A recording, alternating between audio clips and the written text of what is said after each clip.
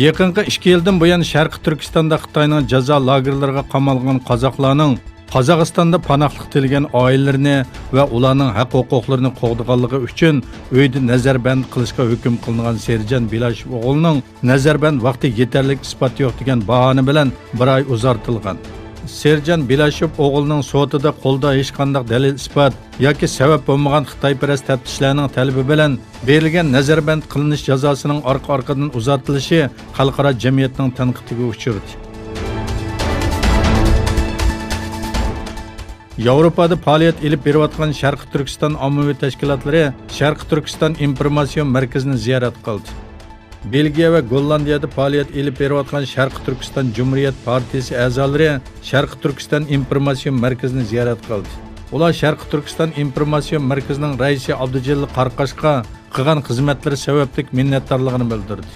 Har vaqt hamkorlik va ittifoqlik bilan bu yo'lda birga yuradiganligini, Sharqi Turkiston informatsion markazi bilan birlikda ekanligini ta'kidladi.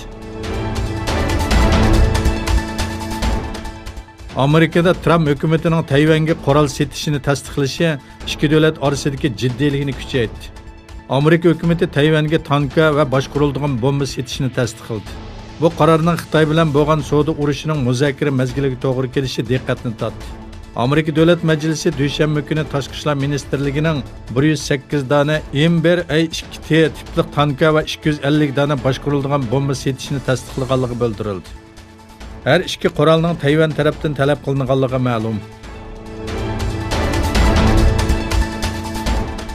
Uzundan buyon Turkiyaning kun tartibida turib kelgan va oldimizdagi kunlarda Turkiyaga kelishi planlangan Rossiyada ishlab chiqarilgan S-400 havo mudofaa sistemasining ikki batareyasining qayerga o'rnashtirilganligi izchil qiziq nuqtalarning biri bo'lib kelgan edi. Bu sistemaning bundan burun Anqaraning Qahramon Qozonga o'rnashtirilganligi ilgari surilgan edi. Demir Özen axborot agentligining bildirishicha, doiralar tarafidan elib berilgan tafsiliy yer analizi va tadqiqotlardan keyin tunji batareyaning 911 kilometr Suriya chegarasining o'ttir qismi deb qarashga bo'ladigan va Shahfrat harakati orqali asldagi joyiga yo'tkalgan Sulaymon Shah qabrisiga yaqin bo'lgan Shanl o'rfining Birajik noyisi atrofiga o'rnashtirilganligi taxmin qilinmoqda. Ikkinchi batareyaning bo'lsa Mersin yoki Xitoyga o'rnashtirilganligi bildirildi. Xitoy dengiz armiyasi Sri Lankaga hadiya qilgan urush paraxoti poytaxt Kolomboga yetib keldi. Xitoy dengiz armiyasi o'tgan oy Sri Lankaga hadiya qilgan 053 H2 tipli qo'g'ilg'uchi paraxot poytaxt Kolombodagi portga yetib keldi. Hadiya qilingan urush paraxotlari uchun Sri Lankada zo'r ko'lamli qarshi olish murosimi o'tkazildi. Murosimda so'z qilgan Sri Lanka dengiz armiyasi muavin qo'mondoni general Piyaldi Silva Xitoyga rahmatini bildirib, Sri Lanka dengiz armiyasining bu hadiyani ikki davlat do'stligining bir nishoni deb qabul qilganligini aytdi.